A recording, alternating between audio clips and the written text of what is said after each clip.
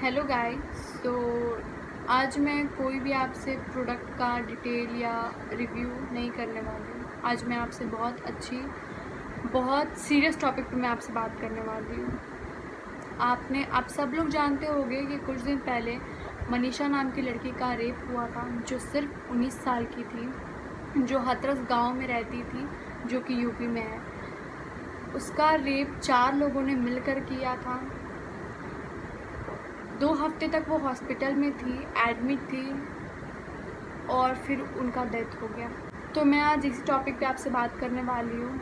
मुझे बिल्कुल भी इस टॉपिक पे बात नहीं करना था, लेकिन कुछ चीज़ें मैंने ऐसी देखी है जो कि मुझे बिल्कुल लगा ही नहीं था कि कुछ ऐसे लोग भी हैं हैवान जो इस तरीके की बातें बोलते हैं, ऐसी बातें करते हैं, और वो भी खुलेआम मीडिया में। और उस लोगों पे तो ज़्यादा गुस्सा आता है जिनके सामने ये बातें होती हैं पर वो कुछ नहीं करते।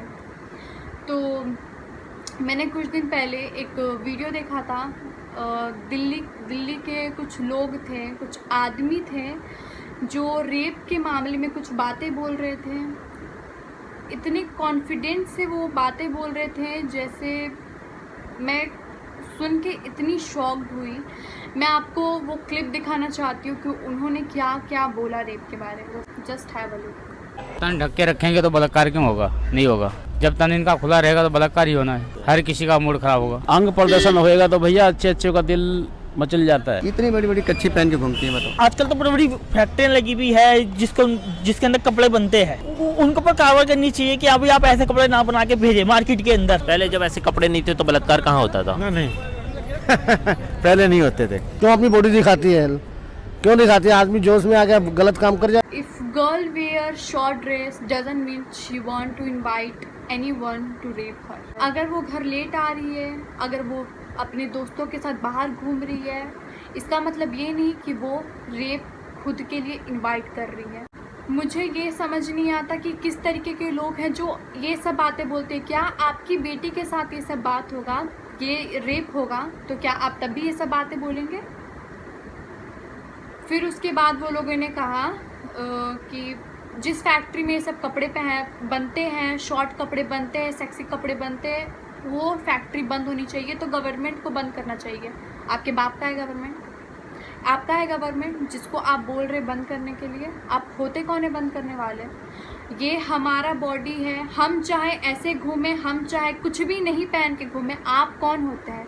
आपको ज़्यादा प्रॉब्लम है, आप अपनी आँखें नीचे कर लें। आप क्यों देखते हैं? आपको जोश आता है। कुछ लोग कह रहे थे कि शॉर्ट कपड़े पहनती है तो लड़कों को जोश आता है। हम लोगों को जोश आता है तब हम रेप करते हैं उनका। Then what about Manisha? And then what about 6-year-old girl? And then what about 7-month-old girl? What you will say? 7 महीने की बच्ची हगीज के अलावा क्या पहनेगी? सलवार कमीज, दुपट्टा सर पे लेके बैठेगी। मनीषा ने तो सलवार कमीज पहना था, फिर भी उसका रेप हुआ। सो हाउ कैन यू से कि कपड़े रेप को इनवाइट करते हैं? And how can you say that कि एक लड़की का कैरेक्टर उसके कपड़े से देखा जा सकता है? कैसे आप बोल सकते हैं ये सब बातें? आपको शर्म नहीं आती ये सब बातें बोलते हुए? बलात्कार कभी छोटे कपड़ों की वजह से नहीं, छोटी सोच की वजह से होता है। वो कहते हैं ना, दृश्य तब तक अश्लील नहीं होता जब तक दृष्टि अश्लील ना हो। Rape is one of the most terrible crime on earth and it happens in few minutes. हमेशा लड़कियों को समझाया जाता है सर से दुपट्टा नहीं हटना चाहिए, रोड पे चलो तो हंसो मत, बोलो मत. If anyone passing the comment, then don't argue with them. But you know what really needs to be done to teaching man not to rape. आज तक तो किताबों में ही पढ़ा था कि इंसान जानवर होता है, पर न्यूज़ में देख के आजकल तो पता चल रहा है कि इंसान सच में जानवर है। सच में उनका हैवानियत सामने दिख रहा है। इंसानों की भी बात करते हैं तो मर्द के मुकाबले औरतें इतनी हैवान नहीं होती। हम कभी आपके बॉडी से आपका इंटरनल ऑर्गन निकालेंगे नहीं, हम कभी आपके अंदर पाइप नहीं डालेंगे, हम कभी आपको इतनी बुरी तरीके से ज़ख्मी नहीं करेंगे, हम कभी आपको बीच रास्ते में नंगे नहीं छोड़ेंगे। हम आपको जला नहीं सकते हैं, आपको नंगे पेड़ पे टांग नहीं सकते, हम आपको सड़क पे ऐसे ही नंगा फेंक नहीं सकते। सबसे बड़ी बात, हम आपका रेप नहीं कर सकते। सड़क पे आपको अकेला देख के हम आपको मॉलेस्ट नहीं करेंगे, हम आपका बलात्कार नहीं करेंगे। हमारे कुछ बड़े बुजुर्ग, हमारे पेरेंट्स, हमारे घर वाले हमें समझाते हैं, हमें कहते हैं बाहर मत रहा करो, सेफ़ नहीं होता, पार्टीज़ में मत जाया करो, लेट नाइट बाहर मत घुमा करो, क्लब मत जाया करो। तो फिर हम सेफ़ कहाँ हैं? क्या हम घर में सेफ़ हैं? क्या हम बाहर सेफ़ हैं? क्या हम एक हॉस्पिटल में सेफ़ हैं? क्या हम अपने ट्यूशन टीचर के साथ सेफ़ हैं? क्या हम अपने क्लासेस में सेफ़ हैं? क्या हम अपने स्कूल में सेफ़ हैं? क्या हम अपने कॉलेज में सेफ़ हैं? घर में हम लड़कियां कैसे सेफ़ हैं? एक बाप अपनी बेटी का रेप करता है और उसकी खुद की माँ उसके बाप को सपोर्ट करती है, हम फिर कैसे सेफ़ हैं घर में?